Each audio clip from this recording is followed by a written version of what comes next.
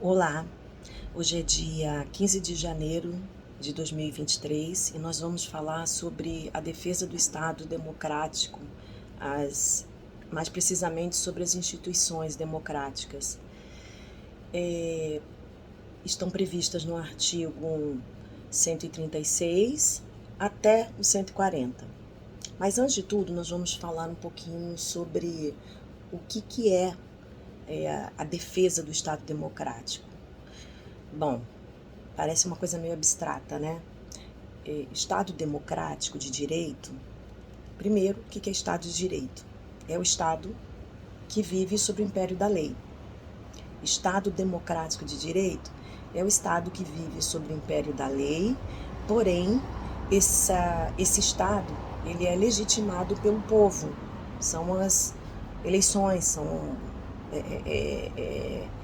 o voto secreto, enfim. Então, quando nós falamos em Estado democrático de direito, nós estamos nos referindo a isso, a manter um estado de legalidade e, com ele, um estado de democracia, tá?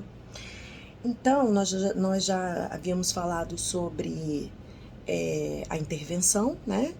Que está lá no artigo 34 até o 36. Isso. E agora nós vamos falar sobre um outro patamar, tá? Primeiro, o estado de defesa, tá? O estado, né? E vamos falar um pouquinho sobre a diferenciação. O estado de defesa, ele está no artigo 136. E o estado de sítio está no artigo 137. Esses dois institutos, eles estão na Constituição, né? E justamente quando saiu do regime militar e logo em seguida veio a Constituição de 88, os parlamentares eles se preocuparam muito com essa questão de manter a democracia, manter o Estado democrático de direito. Por isso eles criaram esses três institutos: da intervenção, do Estado de defesa, o Estado de sítio. Então nós vamos falar agora sobre o Estado de defesa e o Estado de sítio, porque nós já falamos sobre a intervenção. O Estado de defesa é um instituto que ele é utilizado, ele é mais ameno. Ele é usado para restabelecer a ordem pública e a paz social. A segunda razão para decretar o estado de defesa é quando há uma calamidade de grandes proporções na natureza. Já o estado de sítio, que é um estado assim mais elevado, ele pode ser decretado quando há uma comoção de repercussão nacional, tá?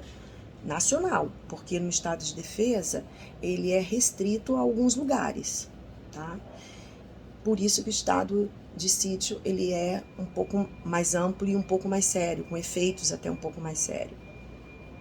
E também, além dessa comoção de repercussão nacional, pode ser por ineficácia do estado de defesa, porque o estado de defesa ele só pode ser decretado por até 30 dias e prorrogado uma única vez.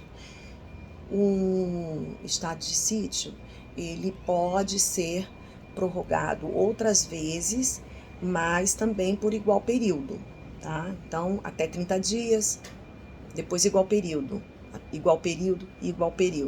tá? No caso também, ele pode também ser decretado por estado de guerra. Já estado de guerra, né, invasão estrangeira, aí é enquanto perdurar a beligerância. Uma coisa importante, um diferencial muito importante, para se decretar o estado de defesa, o presidente, ele primeiro decreta e depois ele submete ao Congresso Nacional. No estado de sítio, é o oposto. Ele primeiro tem que pedir autorização ao Congresso Nacional para depois ele poder decretar. Só que tem uma outra situação também.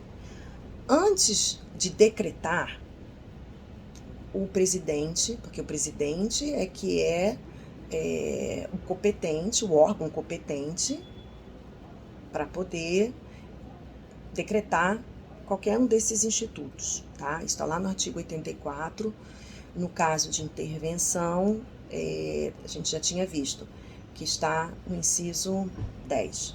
No caso de estado de sítio e de estado de defesa, está no artigo 9, inciso 9 do artigo 84. Ele tem que, então, o presidente, ele precisa ouvir dois conselhos, o Conselho da República e o Conselho de Defesa. Esses conselhos, eles estão lá no artigo 89 e no artigo 91. Só que essa audição, ela não é vinculativa, tá? Então, o conselho, ele pode divergir do presidente. Só que, observando os artigos, você observa que, por exemplo, no Conselho da República, é o próprio presidente da República que é o presidente desse conselho. E aí depois, quem participa é o vice-presidente, quem participa é o presidente do Senado, é o presidente da Câmara, é o líder da maioria, o líder da minoria do Congresso. Também tem cidadão nato que participa.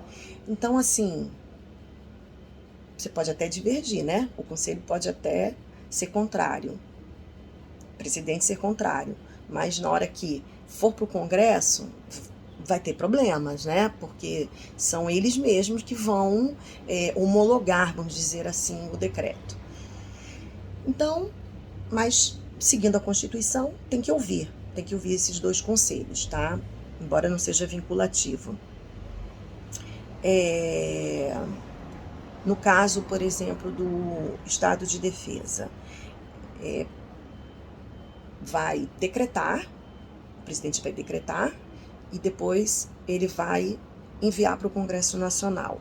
Se o Congresso tiver de recesso, ele tem até 5 dias para voltar, tá? Tem até 5 dias, o Congresso tem até 5 dias para retornar aos trabalhos.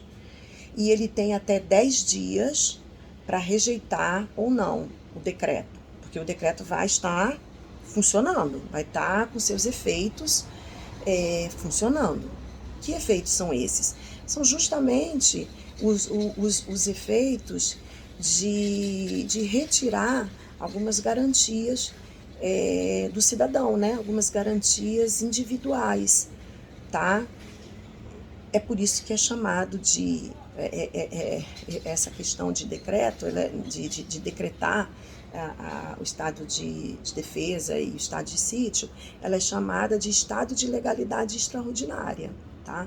É um estado que retira esses direitos dos cidadãos. Que direitos são esses? Direito de reunião, direito de sigilo de correspondência, o Estado pode entrar, confiscar os bens temporariamente, né, usar os bens das pessoas. A questão também de prisão, né? Ele pode prender, né? É claro que tem que avisar, né? É inadmissível a incomunicabilidade, porém, pode manter a pessoa presa por até 10 dias, tá? E depois, mais do que isso, teria que ser por ordem judicial mesmo. Tortura, maldade, essas coisas, isso não é permitido, tá? Os direitos humanos, o mínimo da integridade física da pessoa, isso aí a gente nem questiona isso, tá? Outra questão aqui, deixa eu me lembrar que Eu já havia falado, então, do prazo.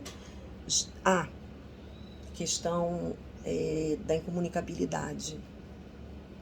O Congresso, a mesa das respectivas casas, durante esse estado, tá? De legalidade extraordinária, as respectivas casas podem também